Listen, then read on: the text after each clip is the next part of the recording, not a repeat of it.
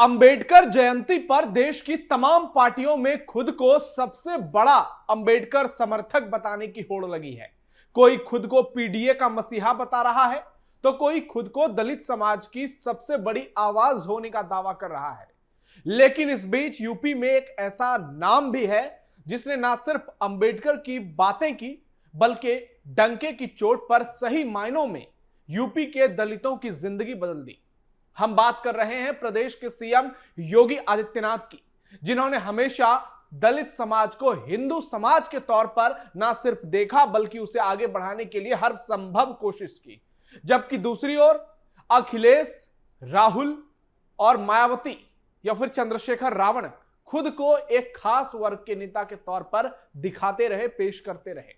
ऐसे में अब 2027 का विधानसभा चुनाव होने वाला है, जहां दलित वोटर बेहद निर्णायक होंगे। और जिस तरीके से योगी की दीवानगी हर तबके में बढ़ रही है, 2027 में भी उनकी संभावना सबसे प्रबल नजर आती है।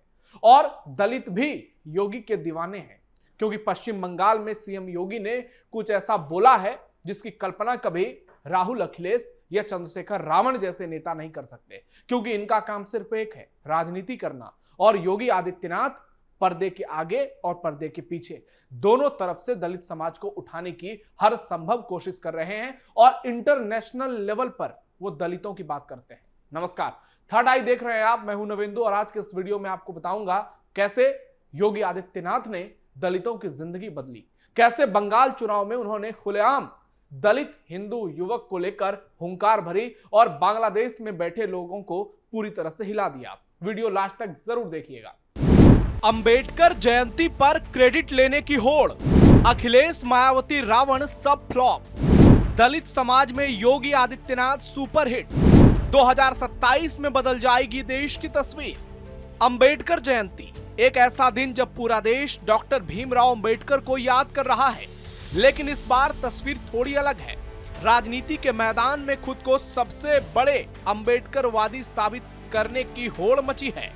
कोई पीडीए का झंडा उठा रहा है तो कोई दलित उत्थान का क्रेडिट लेने में जुटा है। लेकिन इस सियासी शोर के बीच उत्तर प्रदेश से एक अलग कहानी सामने आती है। एक ऐसा चेहरा जो सिर्फ बातें नहीं करता बल्कि जमीनी बदलाव का दावा करता है, और वो चेहरा है योगी आदित्यनाथ का। योगी सरकार ने दलित समाज को सिर्फ वोट बैंक नहीं बल्कि विकास की मुख्य धारा का हिस्सा बनाने की हर संभव कोशिश की, चाहे वो आवास हो, शौचालय हो या कानून व्यवस्था में सुधार। दूसरी तरफ अखिलेश यादव, राहुल गांधी, मायावती, रावण, उन पर अक्सर आरोप लगते हैं कि उनकी राजनीति केवल एक वर्ग के लिए सीमित रहती है और जिस वर्ग के नाम पर वो वोट मांगते हैं वो उसका भी कल्याण नहीं करते। अब सवाल 2027 का है, जब यूपी की सत्ता का अगला रण होगा और दलित वोटर सबसे निर्णायक होंगे, तो क्या योगी का मॉडल यूपी में फिर बीजेपी को जीत दिलाएगा या सियासत का समीकरण बदल जाएगा? यही है आज की सबसे बड़ी बहस। उत्तर प्रदेश की राजनीति में दलित वोट बैंक लंबे समय से निर्णायक भूमिका निभाता है और डॉक्टर अंबेडकर की विचारधारा को लेकर सभी राजनीतिक पार्टियां अपनी राजनीतिक व्याख्या पेश करती है। मायावती की अगुवाई में बीएसपी ने 2007 में पूर्ण बहुमत की सरकार बनाई थी। हालांकि तब दलितों के साथ ब्राह्मणों को जोड़ा गया, कुछ मुसलमानों को जोड़ा गया और सोशल इंजीनियरिंग का डंका बज गया जो मायावती ने प्रयोग किया। जबकि अखिलेश यादव की अगुवाई में समाजवादी पार्टी ने पिछड़ा दलित गठजोड़ पर आजकल जोर दिया है, पीडीए की बात कर रहे हैं। वहीं राहुल गांधी की अगुवाई में कांग्रेस पार्टी भी हाल के समय में खुद को दलितों के सबसे बड़े मसीहे के तौर पर पेश करती है। दलित आउटरीच कार्यक्रम के जरिए इस वर्ग को साधने की कोशिश करती है, लेकिन बिहार में हाल ही में कांग्रेस की सारी योजना फ्लॉप रही।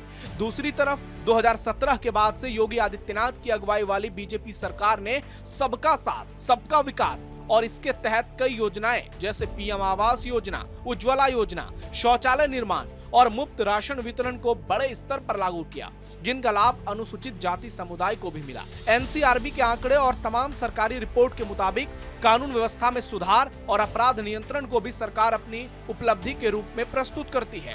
हालांकि विपक्ष इन दावों पर सवाल उठाता है और सामाजिक असमानता तथा अत्याचार के मुद्दों को उठाता है। राजनीतिक एक्सपर्ट्स भी मानते हैं कि दलित समाज अब किसी के अधीन नहीं रह गया है, वो अपने विवेक से फैसला लेता है। वो अपने हिसाब से नेताओं का चयन करता है, जिसमें स्थानीय उम्मीदवार से लेकर सरकारी योजनाओं का लाभ, सामाजिक समीकरण भी महत्वपूर्ण भूमिका निभाते हैं। 2027 के विधानसभा चुनाव के मद्देनजर सभी पार्टियां दलितों को साधने की राजनीति कर रही है, क्योंकि उत्तर प्रदेश में लगभग 20 से 21% दलित आबादी है और यही कारण है कि अखिलेश यादव, राहुल गांधी और चंद्रशेखर रावण जैसे नेता दलितों की जमकर बात करते हैं, दलितों के नाम पर राजनीति करते हैं। लेकिन जब बांग्लादेश में दलित युवक की हत्या हो जाती है तब ये खामोश हो जाते हैं और यहीं से इनकी राजनीति एक्सपोज हो जाती है और योगी आदित्यनाथ सबके सामने डंके की चोट पर दलितों की बात करते हैं, हिंदुत्व की बात करते हैं और सोशल मीडिया पर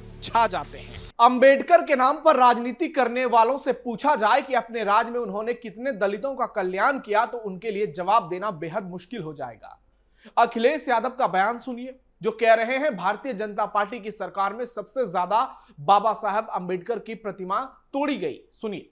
भारतीय जनता पार्टी की सरकारों में और 10 साल की सरकार में सबसे ज्यादा बाबा साहब भीमराव अंबेडकर जी की प्रतिमाएं तोड़ी गई हैं और आज वही लोग जो तोड़ने वाले लोग हैं वो बजट देकर के चुनाव से पहले एक झूठा संदेश देना चाहते हैं, लेकिन उत्तर प्रदेश की जनता समझदार है, सावधान भी है इनके साजिश और षड्यंत्रों से। सारे विपक्षी नेता राजनीति में व्यस्त। आपने अखिलेश का बयान सुना, अब राहुल गांधी का सोशल मीडिया पोस्ट देखिए, जिसमें वो लिखते हैं, बाबा साहब डॉक्टर भीमराव अंबेडकर ने हमें सिर्फ संविधान नहीं, न्याय, समानता और सम्मान पर आधारित एक सशक्त भारत का सपना दिया। लेकिन आज कुछ ताकतें सुनियोजित तरीके से बाबा साहब की इस विरासत और हमारे लोकतंत्र को, हमारे संविधान को कमजोर करने में लगी है। लोकतांत्रिक संस्थाओं को खोखला किया जा रहा है, अधिकारों को कुचला जा रहा है और समता की सोच पर हमले हो रहे हैं। यह देश बाबा साहब के विचारों पर बना है। मैं पूरी शक्ति के साथ आखिरी दम तक इनकी रक्षा के लिए लड़ता रहूंगा। हम सब मिलकर बाबा साहब के सपनों के भारत को फिर से साकार करेंगे। आप सभी को अंबेडकर जयंती की शुभकामनाएं। इन दोनों नेताओं की राजनीतिक पोस्ट में बयानबाजी में सिर्फ और सिर्फ राजनीति नजर आ रही है, वो भी नकारात्मकता से भरी राजनीति। जबकि भीम आर्मी प्रमुख और नगीना सांसद चंद्रशेखर रावण भी खुद को केवल दलित नेता के तौर पर पेश करने में लगे हुए हैं। सबकी मंशा एक है, किसी तरह बस दलितों का वोट लिया जाए। इन लोगों ने कभी किसी दलित को आगे नहीं बढ़ाया। मुलायम सिंह यादव ने कितने दलितों को बढ़ाया? राहुल गांधी की सरकार रही देश में कितने दलित बड़े बड़े पद पर पहुंच गए? आज ये लोग देश के लोगों को बेवकूफ बनाते हैं। हाँ, बीएसपी सुप्रीमो मायावती ने देश की राजनीति में जरूर एक ऐसा वर्चस्व कायम किया जहां उन्होंने दलितों की जिंदगी में बदलाव किया, लेकिन राहुल गांधी, अखिलेश यादव, चंद्रशेखर रावण जैसे नेता केवल अपनी राजनीति रोटी सेकने के लिए इस तरीके का इस्तेमाल करते हैं दलित राजनीति का और लोगों को भड़काते हैं, उनको गुमराह करते हैं, उन्हें हिंदुओं से अलग करते हैं, उन्हें ऐसा बताते हैं कि वो हिंदू धर्म से अलग है।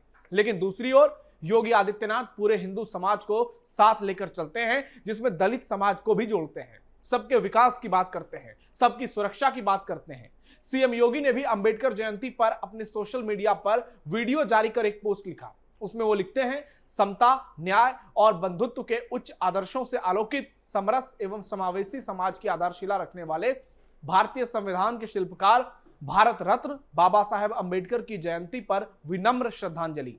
अंत्योदय और लोक कल्याण के प्रति समर्पित बाबा साहेब सच्चे अर्थों में मां भारती के अमूल्य रत्न हैं। उनका प्रेरक जीवन हमें सभी के लिए सदैव पथ प्रदर्शक रहेगा।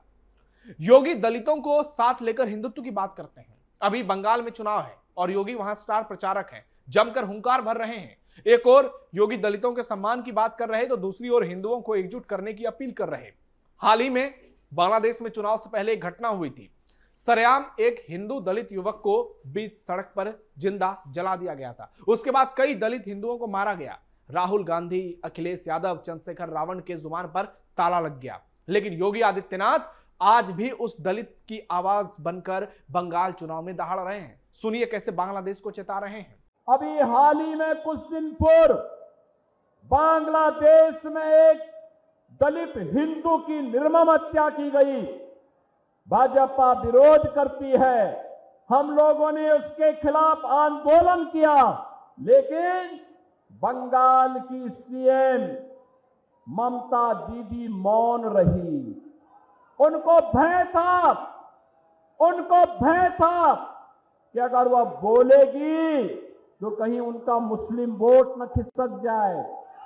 बहनों और भाइयों, मैं आपका आह्वान करने के लिए आया हूं। ये वोट बैंक के सौदागर बंगाल की डेमोग्राफी को बदलना चाहते हैं। आपके पास वर्तमान का समय है और वक्त आपका आह्वान कर रहा है। आने वाली पीढ़ी के साथ कांग्रेस, वामपंथ और टीएमसी को खिलवाड़ करने की छूट मत दीजिए।